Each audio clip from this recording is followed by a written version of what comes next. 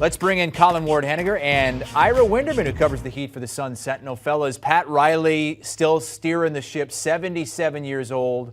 Ira, I believe he challenged you to a push-up contest. What does Pat Riley bring at this age and at really a comfort level to the organization, the city, and Heat Nation as a whole? He's the godfather. I mean, down here, if it all started sports-wise with Don Shula, Pat Riley picked up the mantle from there, and you can see players who come in here. All of a sudden, it's like, oh my God, it's that Pat Riley. And now, even if you have to watch the old Pat Riley on HBO and the Lakers show there, he still carries that cachet with players. He was the one, as much as anyone, who got Jimmy Butler to come here. He's the one who's kept the legacy alive, and he's the one who refuses to lose. No remaking the franchise here, no rebuilding, no tanking. It's who he is, and it probably can at 77 still do more push-ups than me. Yeah, that's what Pat Riley brings, is winning. They're almost synonymous, right? There's that famous story about him dropping the rings on the table during free agency pitches to say, hey, look, if you come here, we're here to win championships. And that's what players want. Every single one of them talks about winning. They don't talk about how many points they're going to score or how many all-star appearances they're going to make. They want to win, and they know that Pat Riley can bring that. So when he's the one making these pitches to free agents, or he's the one kind of enticing people to want to be traded there or things like that, it holds a huge amount of cachet with these players, as Iris said. So I think that is why the Heat have been able to stay relevant, stay in the championship hunt for all these years without having to rebuild. And I think that they're going to continue to build towards those championship goals, starting with this offseason. Yeah, they felt like it was possible to win a title last season, got home court advantage throughout the East, but lost on their home floor in that last game of the Eastern Conference Finals. Ira, what's the dream scenario this offseason for the Miami Heat? It's really to keep things copacetic, Chris. It's to try to bring back the core, maybe add one more piece. But as everyone's heard by now, there's some consternation about P.J. Tucker, whether they're going to lose him to Philadelphia.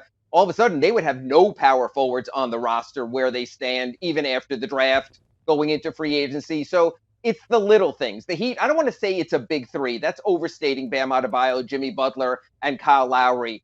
But they have the core. They want to keep it together. Their thought is, they were one Jimmy Butler three-point attempt from making the NBA Finals. Nothing too drastic. And again, it's win now. Kyle Lowry's 36. Jimmy Butler is going to be 33. This is all about living in the moment. Hey, you said dream scenario, right? I know Ira is a little more realistic, but how about we go out and trade for Donovan Mitchell, something like that? Let's push him over the top. Obviously, that would take a pretty hefty haul, maybe Tyler Herro, Duncan Robinson, a couple of picks, a young player, whatever it takes. But if you're talking about a dream scenario where the Heat get a piece that they can put next to Jimmy Butler to give him some help, we saw how much he struggled to have to carry that team offensively night in and night out during the playoffs. He did a tremendous job. But you add Donovan Mitchell in the backcourt along with Bam Adebayo, suddenly you have a team that might become the championship favorites out east. So if we're talking about dream scenarios, adding a guy like Donovan Mitchell, I think, would really, really put them over the top. That would be a superstar that could lift them over the top. Every team that is filled with superstars, you need those role players to help actually get you there. We've seen so many teams with a big three fall short because they didn't have that. Let's talk Kyle Lowry, Ira. He's 36 years old now, has a couple years left on his deal. What is his outlook after he called this past year a wasted year in Miami? He was issued the ultimate Pat Riley challenge when it came to conditioning, and they were not pleased where he ended the season. I don't think Kyle was. He missed a lot of time for personal reasons, had a family issue that took him back home to Philadelphia, but Pat Riley's not very subtle, and he basically said, I expect Kyle to show up in world-class condition. I think Kyle took that very harshly. I don't know if the two were even talking at the moment, but the message was sent, and they need Kyle to be in better condition to get through the season. Look, he was injured in the playoffs, had the hamstring. That's the kind of soft tissue issue you can have anytime. But as you get older, Pat makes it tougher. Would not be surprised to see the training staff running around FTX Arena with those little calipers, checking the body fat in typical Heat fashion next year. So Kyle Lowry, if you see him anywhere out there, folks, give us a report. Let us know what he looks like. I think that's the key to the offseason as well.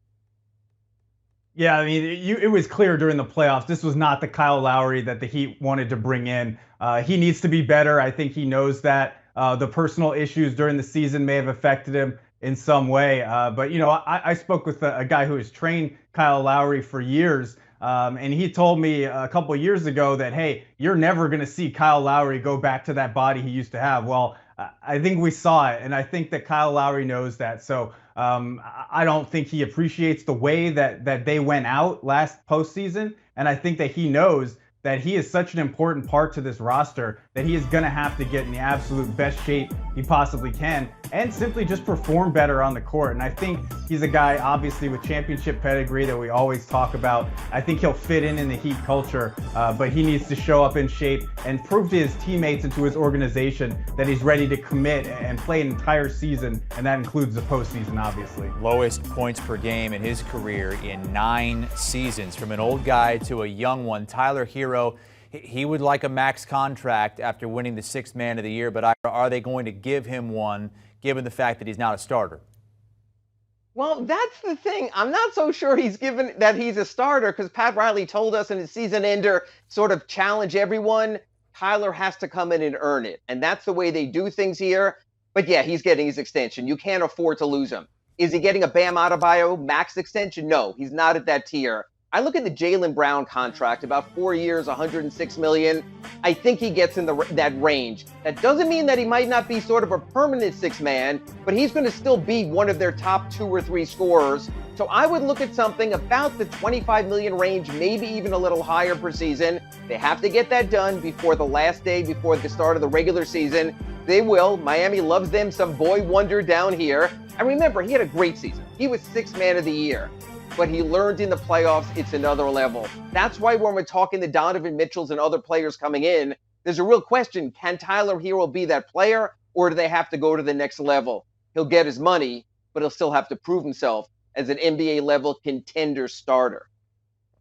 Yeah, I think it's a no-brainer to bring Tyler Herro back on the extension. If it's around the range that Ira mentioned, I think that makes a lot of sense. But one thing you do have to look at, we're talking about Kyle Lowry making a commitment with his body. How about Tyler Herro making a commitment on the defensive end? Because that was really what kept him off the court at times during the playoffs. And if this is a guy that you're going to commit this money to and say, this is a crucial part of our core moving forward, he's going to have to compete on the defensive end, because you can't be being played off the court in NBA playoff games and potentially, Eastern Conference Finals games because you can't defend. So I think that, last season he made a huge jump in the offseason, particularly getting his body right, adding muscle. I think now the development comes on the defensive end. If he's able to do that, nobody's expecting him to be a Jimmy Butler lockdown type of defender, but if he can at least compete, improve on that end, and continue the improvements on the offensive end, they're certainly not going to regret this extension, and it can really help this Miami Heat franchise moving forward. Colin, you suggested that the Heat should try to go after Donovan Mitchell and find a price that is right for a trade from Utah.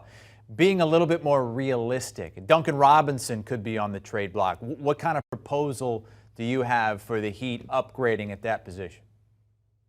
Yeah, Duncan Robinson's a weird case because, I think he's a player that, even though he hasn't performed well recently, could still be really enticing to a lot of teams. I mean, he's a knockdown three-point shooter. He knows how to run off screens and is clearly thrived in that Miami Heat culture. So you have to look at what are the Heat looking to bring back in a trade, and if they do end up losing PJ Tucker, which it seems like they will, as Ira mentioned, they're not going to have any power forward. So I look at a guy like Harrison Barnes out in Sacramento.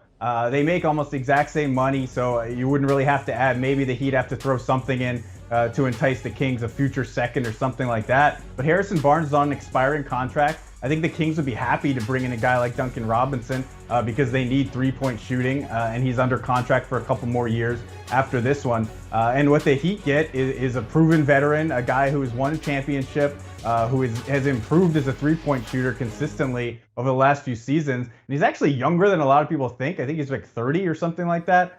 So he'll have an expiring contract. If the Heat decide that he's a part of their future, they can bring him back. If not, they cut ties and move in another direction. But I think it's clear with the emergence of Max Strus that Duncan Robinson on that contract doesn't make a lot of sense on the Heat roster. So if they can find a trade partner, obviously that will improve their prospects for this season and moving forward. Yeah, I like the intrigue there, and I think they're looking for an upgrade. I'm just not sure if they're not looking a little more on the defensive end, because let's face it, PJ Tucker at power forward was not an offensive force, but he was a defensive force. I would look a little bit, it seems like it's getting a little sideways in Phoenix with Jay Crowder, and I'm just wondering if there might be a chance to bring him back. Remember, they lost him in 2020 that offseason. They went down a hill a little bit, lost in the first round then. I think that might be a viable name. I think there's some other bigs they would rather get that defensive component from also. And I think the other part of that equation is this. Duncan Robinson really is their only tradable salary. They have three guys in the stratosphere, in Lowry, in Butler, and Adebayo. Those are hard to trade. And they have no one above Tyler Herro, whose extension won't kick in for a year, who's at $7 million. So I think Duncan Robinson is their sweet spot salary where they shoot for everything, where maybe they wait and see if a all-star level player becomes available and use Duncan for that. What I would agree with you on this specifically is, yes, Max Strus has taken that spot. The Heat have added other shooters. They can cover their three-point shooting. Even the kid they drafted out of Serbia, Nikola Jovic, not Jokic, in the first round is another outside threat. So I think Duncan Robinson is a human contract at this point more than anything else. And I think they want to get more out of Duncan than maybe what he's worth because they know that might be their only salary trade chip for this season. Ira, with free agency officially beginning tomorrow, we are going to get more names that will become free agents, and Bradley Beal is one of them. He's opted out of his deal with the Washington Wizards. Would Miami have any interest in bringing him in? Miami would have every interest in bringing him in. And it always comes back to the same thing. Would Bradley Beal have any interest in giving up tens of millions of dollars? The extra money that he gets on re-upping with the Wizards, what the NBA has always wanted, stay with your team, get more money, keep continuity. So yes, if at any point, even during this discussion, Bradley Beal becomes available, Pat Riley's going to jump at it.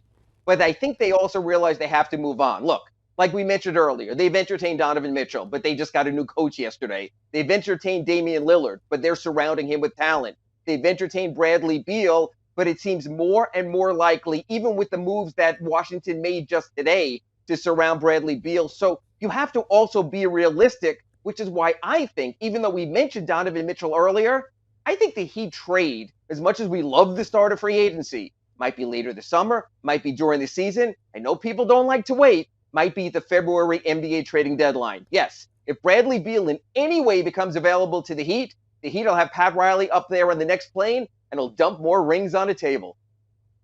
Yeah, I think, Bradley Beal has been linked to the Heat for a very long time now. So obviously that fit makes a lot of sense. But all indications are he's going to re-sign with Washington and get the money. And that is something as a trend that we've seen in the NBA. These guys are just re-signing for the most money that they possibly can. And then if they want to trade down the road, so be it. They'll demand one. So I don't think free agency is really going to be a possibility for Bradley Beal. But as Ira mentioned, the fit is great. He could be that kind of star to take this team to the next level with that salary, that Duncan Robinson salary that I was talking about. But again, that would have to happen down the road and not this summer during Bradley Beal's free agency. Still a lot to sort out, but we do have odds for the Miami Heat as we enter free agency when we will know more. Of course, Miami was the top seed in the Eastern Conference last season and made it to the Eastern Conference Finals. Colin, when you look at the odds, and we're going to put them up on the screen in just a second, what stands out to you? Well, let me take a look at these odds first. Yeah, it's weird for a team that earned the #1 seed to all of a sudden be, that far down. But you have to look at the rest of the teams. I don't know why the Nets are up there right now. I guess you're assuming that that's a healthy Kyrie Irving who's committed to the team and a healthy Kevin Durant. But you look at the Celtics, they're going to be better. The Bucks are obviously going to continue to do what they do. So having the Heat kind of that far down, to me, I think that's a good value bet because we've seen over and over last year, all the talk was the Heat have this kind of older roster. They're going to manage the regular season. They end up going out and having the best record in the Eastern Conference. So I think with an improved Tyler Herro, as we talked about, a recommitted Kyle Lowry, Jimmy Butler is just going to do what he does, and Bam Adebayo just continues to get better. This is going to be a team that's probably going to be underrated again going into next season. So I think that's a good value bet on the Heat. Yeah, I know it's interesting when you talk about odds to win the East. If you were talking regular season odds to win the East, I would have the Heat up there with anyone because they only play to win. They were playing G League guys and playing to win in January, guys like Kyle Guy and Nick Stauskas who aren't even on the roster. But I think you could take all 5 of those top teams we saw at the left side of the graphic for the Eastern Conference and throw them all in a bag. There's a chance that Boston from NBA Finals could be the number 5 seed. You have Philadelphia, you have Milwaukee. You figure Brooklyn's going to get it right. I think you could be anywhere from number 1 to number 5 and probably won't know it till the final weeks of the season. But I can guarantee you, as we started this whole thing, Pat Push-Ups Riley at 77 isn't waiting for no one. He's in it to win it now. So I would say put the Heat with the big 5 the way the East looks like it's shaping up as of now. We are still waiting for you to live stream that push-up contest between you and Pat Riley. Ira Winderman covers the Heat for the Sun Sentinel, and Colin Ward-Heninger covers the NBA for us here at CBSSports.com and CBS Sports HQ. Free agency officially begins tomorrow at 6 o'clock Eastern Time. And then the Summer League, just a little more than a week away. Do you want a sports network that delivers everything that matters about the game? The highlights, the picks, the instant analysis, no yelling, no fake debates, no politics. Hit the subscribe button and never miss a moment.